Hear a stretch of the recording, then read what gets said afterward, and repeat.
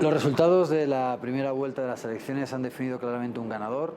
Lenín Moreno y Alianza País han llegado casi al 40% de los votos, apenas un 0,65% les ha faltado para ganar en primera vuelta, y esto da lugar también a que hayan obtenido la mayoría de la Asamblea Nacional. Van a tener por encima de los 69 diputados de los 137 que tiene la Asamblea, y por lo tanto podrán dictar leyes ordinarias. Lo único que tendrán que hacer es negociar para las leyes orgánicas.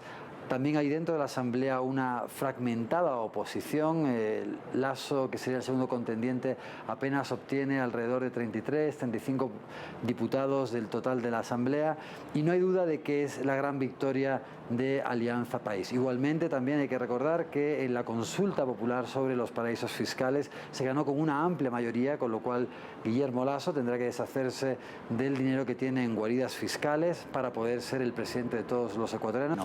A partir de ahora empieza una completa diferente batalla electoral, una segunda vuelta en la cual va a definir finalmente quién va a ser el presidente del Ecuador, y las dinámicas van a ser muy distintas. Veremos ahora también en una situación en la que la contienda va a estar más equilibrada, porque normalmente una cosa que ocurrió también durante la primera ronda es que candidatos que tenían y que obtuvieron finalmente tan solo un 0,7% de los votos, tuvieron un espacio en los medios de comunicación que era parecido al que tendría Lenín Moreno. Eso ahora va a tener que equilibrarse necesariamente mucho más.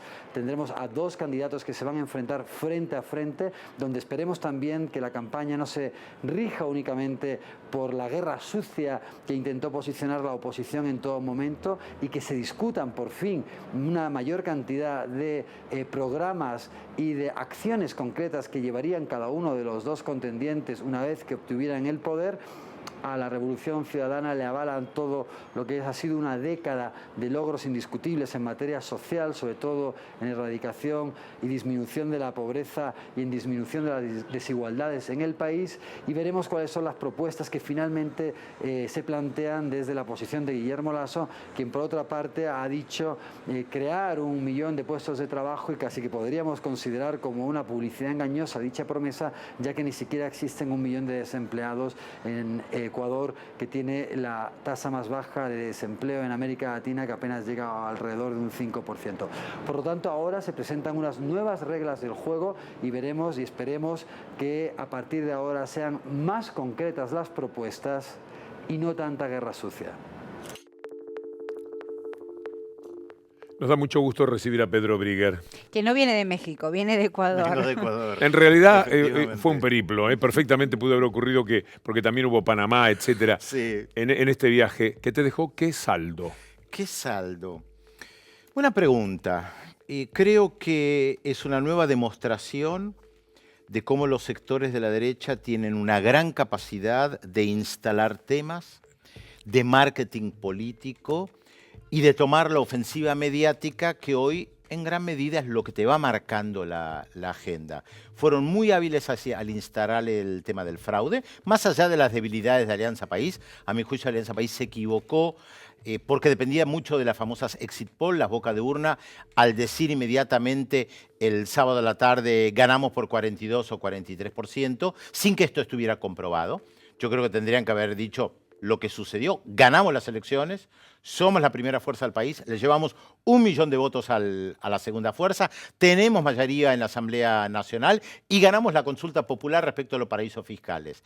Pero como ellos pusieron la vara muy alto con el tema del 40% por el sistema electoral que hay en Ecuador, 40% y una diferencia de 10, ganás, no hace falta segunda vuelta. Es muy difícil hoy en día conseguir un porcentaje 40%, Cintia, Víctor Hugo, en cualquier país. En Ecuador, en la historia de Ecuador, de las últimas décadas, es muy difícil encontrar un candidato que hubiera superado el 30%, salvo Rafael Correa, cuando arrasó en las últimas 2 elecciones, no en la primera, que él tuvo también el 22%. Entonces, haber obtenido casi el 40% era una gran elección, más después de 10 años de gobierno.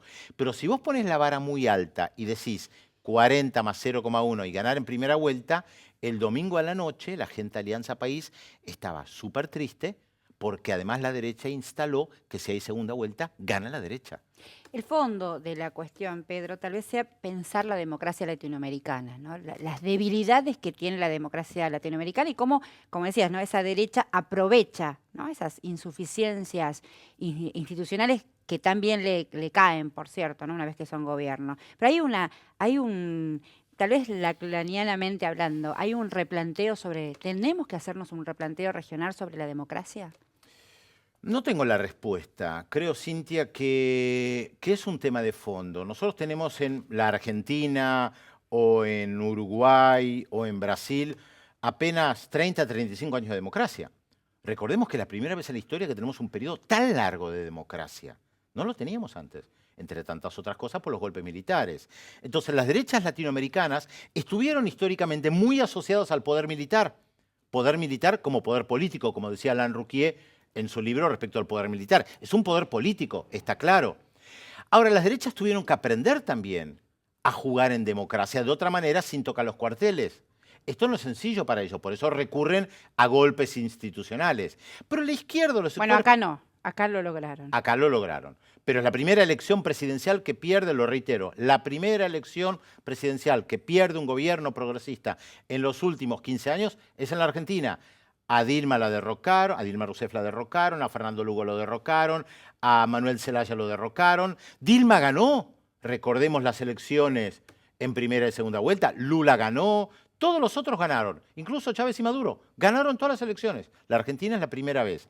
Ahora, también es verdad que sectores importantes de la izquierda latinoamericana también despreciaban a esta democracia. Porque había tantos golpes militares, porque en Cuba una revolución y decían que el único camino era a través de las armas. También las izquierdas tuvieron que aprender de lo que sucedía, especialmente después del fracaso de Salvador Allende. Salvador Allende accede por las urnas, plantea la vía pacífica al socialismo y la derecha se lo cierra a través de un golpe militar. O sea, parecía casi imposible ganar elecciones bueno, valga la redundancia, o era prácticamente imposible llegar al poder a través de la vía electoral. Las izquierdas tuvieron que aprender que se podía ganar elecciones y mantenerse. Lo que tal vez no contaban es que la derecha no iba a tolerar eso. Sí, era una derecha distraída. Una derecha que siempre jugó para valorar la democracia, la que a ellos les servía, con que la izquierda era simpática. Era respetada. Muchos líderes de izquierda han sido bien vistos hasta que llegaron al poder. Cuando están en el poder, la derecha reacciona y reacciona muy mal con todas sus mentiras, con toda su violencia institucional. Lo que ha ocurrido en esta América es que algunos gobiernos llegaron como consecuencia de esa decadencia brutal del neoliberalismo, de la pobreza, de la desigualdad, etc. Hubo un momento que no se podía más y en forma natural emergieron las izquierdas y dieron una respuesta muy importante. Ahí las derechas se dieron cuenta de todo lo que habían perdido. Una inmensa nostalgia, una gran melancolía de sus negocios les hizo retroceder de cualquier idea democrática, ir por el poder, conseguirlo y ahora ser capaces de hacer cualquier cosa, como está ocurriendo en la Argentina, por mantenerlo. No van a dar nunca más ventajas de distracción. No, nunca dan ventajas, eso está claro. Lo que pasa que también es verdad que juegan con un sentido común que instalan, que además tiene décadas.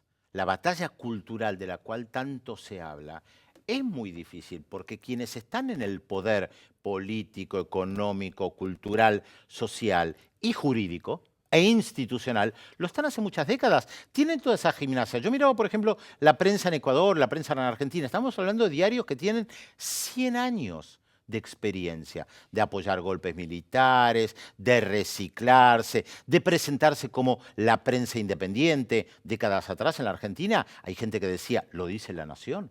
Era verdad absoluta. O sea, han tenido la capacidad de construir No tenían eso. tanta necesidad de mentir como ahora. La gran diferencia con aquella época es que era un periodismo ideológico, tribunas de doctrina, y así estaban aceptados, y Sí. también estaban los diarios de izquierda. Algo pasó, y es este mundo de negocios que se habían perdido, que los hizo enfurecer. Y entonces los diarios de nuestra América Latina son extraordinariamente mentirosos. Porque Eso la del- mayoría son también parte de los negocios. Pero Acá claro. también hay una diferencia. Muchos medios de comunicación, especialmente los diarios, que son los más antiguos, 30, 40 años atrás, no participaban de negocios. o participaban de negocios secundarios. No existía la televisión como parte del negocio, no existía Internet como parte del negocio, no existía la telefonía como parte del negocio. El diario El País de España es tal vez el mejor ejemplo de esto. Aparece como un diario progresista y lentamente se va consolidando como un grupo de negocios que tiene muchos negocios en América Latina, por ejemplo. Todavía hay lectores que sentimos una inmensa traición porque nosotros compramos otra cosa del país. Bueno, y de pronto fue mutando. Entraron los bancos, los intereses ¿Sí? económicos. Las acciones. Y el daño que han hecho para América Latina, donde justamente están representando los intereses de la derecha española, de la derecha económica española, en todos los negocios que España ha regado en nuestro continente. Pero además hoy tienen la capacidad, el diario El País es un excelente ejemplo, diario que yo leo en papel todas las mañanas, me sigue gustando muchísimo con todas estas apreciaciones que estamos haciendo. Sigue teniendo buenos columnistas, la sección deportiva es muy buena, tiene realmente muy buen espectro dentro de una línea. Tiene la capacidad, mira la fuerza que tienen, de organizar coloquios de manera regular en América Latina, donde van los presidentes y los principales ministros. Esto no lo logra cualquier medio de comunicación. En Panamá, en Chile, en Colombia, ahora organizaron el foro entre Mario Vargas Llosa y Mauricio Macri en Madrid. La gente dirá, Lo bueno, hace el pueblo no lee El País en la mayor parte, pero gravitan en la agenda y son Sí. tomados por los diarios locales toda vez que les conviene para decir El País de España ha dicho, o The Guardian de Inglaterra, o el New York Times de Nueva York. Entonces usan eso para la política interna. Bueno, recordémoslo porque nosotros lo hemos conversado más de una oportunidad. En el año 2014, cuando buscaron derrocar a Nicolás Maduro en Venezuela, pocos meses después de que hubiera ganado las elecciones democráticas, 3 meses según después. toda... Sí, fue unos 3, 4 meses después. Noviembre, febrero. Noviembre, sí, algo así, octubre, febrero, noviembre, febrero. Hubo una gran campaña orquestada por más de 80 diarios de América Latina que se llamó Todos Somos Venezuela para intervenir políticamente en Venezuela, que de lo que yo entiendo es la primera vez en la historia latinoamericana que tantos medios de comunicación impresos se juntan explícitamente, ponen el rótulo Todos Somos Venezuela y la que encabeza esa política es una colombiana de apellido Sanín que dice explícitamente, no interpretación mía, sí, hacemos política en Venezuela. Bueno, esto es novedoso. Antes uno podía interpretar. Esto es espantoso. Bueno, eso es un calificativo también, novedoso y espantoso. Y después vienen y plantean la independencia política, son los únicos que dicen la verdad. Es difícil contrarrestar Siempre quieren esto. posicionarse en ese lugar porque es la manera de poder incidir. Si ellos Exactamente. están hablando neutralmente, como pretenden, y la gente les cree que hablan desde una neutralidad, entonces pueden operar mucho mejor. La realidad es que son parte de un juego político muy, pero muy claro, muy evidente, cada vez más evidente también para la gente. Por eso lo que ustedes decían de periodismo de guerra. Es tal vez el sinceramiento, ya que tanto se habló en la Argentina del sinceramiento, respecto al periodismo. Y decir, sí, no solamente, a ver, sí, estoy de un lado, pero además estoy haciendo la guerra, que es lo mismo que Todos Somos Venezuela. Sí, lo que es espantoso, y vengo también embebida con la charla que tuve con Zaffaroni, nuestro jurista, juez de la Corte Interamericana de Derechos Humanos, que está en el informe, es que no tienen un proyecto de país, ¿no? Porque uno puede pensar, las oligarquías terratenientes de la región, y sobre todo en Argentina, tenían un proyecto de país, tal vez espantoso también, pero había un proyecto de país. Esto es hasta peor, es la construcción del neoliberalismo.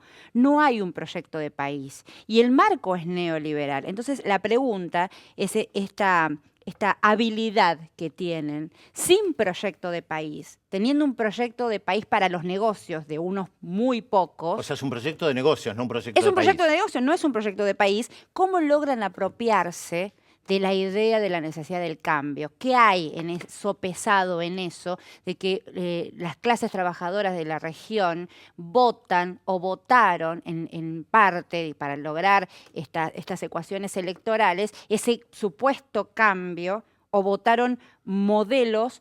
En vez de votar modelos, votaron modales. Yo puedo esbozar algunas respuestas. Creo que es un tema para profundizar mucho más y traer expertos en marketing político. Yo no lo soy. Pero creo que las derechas latinoamericanas han aprendido de una matriz estadounidense lo que es el marketing político, cómo se construye un candidato, mucho mejor que los sectores progresistas, que incluso hasta el día de hoy muchos desprecian todo lo que tiene que ver con el marketing político. Entonces, hasta hace un tiempo atrás poner la cara era visto como algo negativo. Tenemos un programa. Nosotros tenemos un programa, tenemos lo que decirle a la gente. Yo en Ecuador escuchaba que muchos analistas políticos, periodistas me decían, el debate fue paupérrimo. Y yo les respondía, el debate por lo general es paupérrimo en estos últimos tiempos, porque ya no hay debate, porque no se debaten ideas. Son pocos los países donde se sientan, esto lo he visto en algún que otro lugar, no recuerdo dónde, dos candidatos que se sientan frente a frente y dialogan. Y ahí se pueden interrumpir, pueden discutir, pero por lo general uno tiene 1 minuto y medio donde está tan entrenado lo que tiene que decir que ya nadie improvisa en un debate. No es un debate. Traer un programa, ¿quién lee los programas? Hace más de 20, 25 años, un español, Andrés Ortega, escribió en el diario El País que mencionamos un artículo sobre la propaganda política que decía no hay que decir más en un mensaje que dure 6 segundos, no más de 6 segundos. Hace más de 20 años. Esto es lo que cala. Cala la imagen, cala la flecha que se puede decir. Guillermo Lasso en Ecuador, voy a crear 1 millón de empleos. Salió Lenín Moreno a decir, porque estuvieron estudiando el tema, no, yo voy a crear 375.000, porque es honesto y dice, sabe que más no va a poder construir. Ahora, ¿qué quedó? Voy a construir 1 millón de empleos. Sí, la pobreza cero, ¿no? Exactamente, como discurso, pobreza cero. Y eso pega. En lo que vos decías. Bueno, ¿por qué a la gente le pega eso? Porque es marketing, porque estamos acostumbrados a que todo iba rápido, que tiene que ver también con los medios de comunicación, con el WhatsApp, con el Twitter, con las redes. Todo circula a una velocidad impresionante. ¿Y qué te queda grabado ahí? 1 millón de empleos. Pobreza cero. ¿Y el otro no me lo promete? Hay pobreza de los ciudadanos también. Mucha pobreza. ¿Tiene que ver con esto? Sí. Normalmente los medios de comunicación son un tanto demagógicos en decir el pueblo. El pueblo está muy desinformado. Empobrecido. Sí. Empobrecido, está hecho a propósito. Esto. Está indiferente, no participa como se debe, porque es verdad que hay medios hegemónicos, pero también es cierto que hay muchos medios más para informarse. Es verdad. Y que hay que buscar, y que hay que tener responsabilidad como ciudadano, y que no siempre se tiene. En consecuencia, nos quedamos con los núcleos duros. El núcleo duro que dice en Ecuador o en Argentina, sobre todo los más vulnerables, me han dado una vida, me permitieron ascender a la calidad de persona. Y un núcleo duro de la derecha, que es ese núcleo capaz de hacer cualquier cosa. Y en el medio hay una franja de 40, 50, 20% que se deja llevar por los medios de comunicación. Y esos indiferentes, esa gente tomada, dominada por los medios de comunicación es muy peligrosa. Pero ese es el ciudadano que no cumple con su labor de ciudadano. Necesitamos mejores ciudadanos y la manera de serlo es estar mejor informados. No es solo eso, Víctor Hugo. Vos sos un buen ejemplo con tu famoso gol y al relato Maradona. Salió en una radio, no lo digo despectivamente, marginal, ¿verdad? Era Radio Argentina.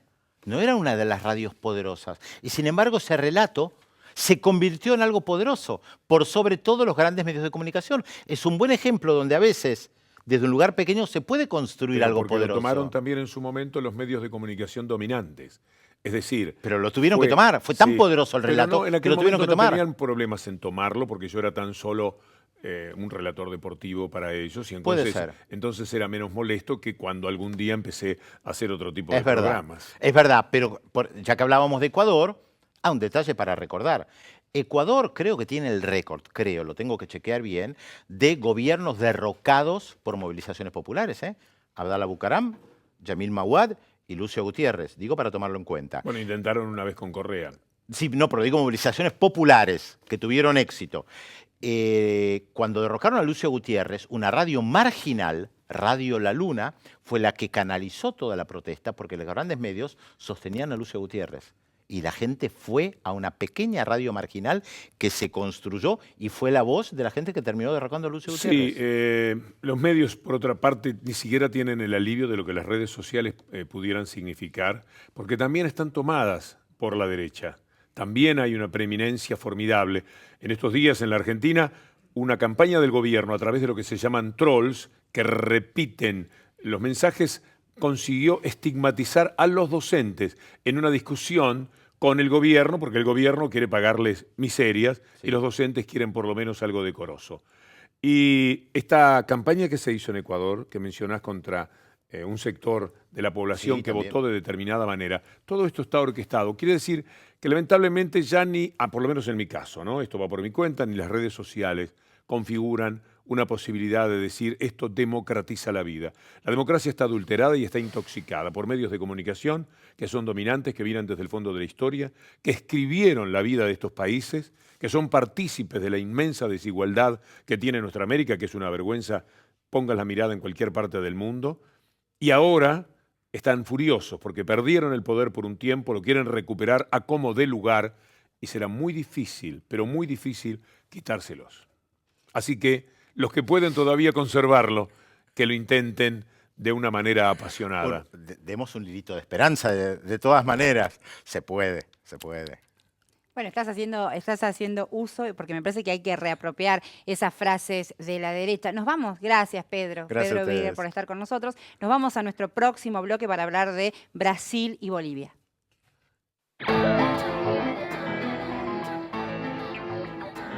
La democracia es humilde porque es una construcción humana y se autorreconoce que tiene muchos defectos y que el deber nuestro, de la ciudadanía, es escalón a escalón ir intentando mejorarla. Por eso no es absolutista, por eso no es terminante, por eso no es totalitaria. Está siempre instrumentando cambios para intentar mejorarse. Y desde ese punto de vista expresa las limitaciones y la grandeza que tiene la especie humana.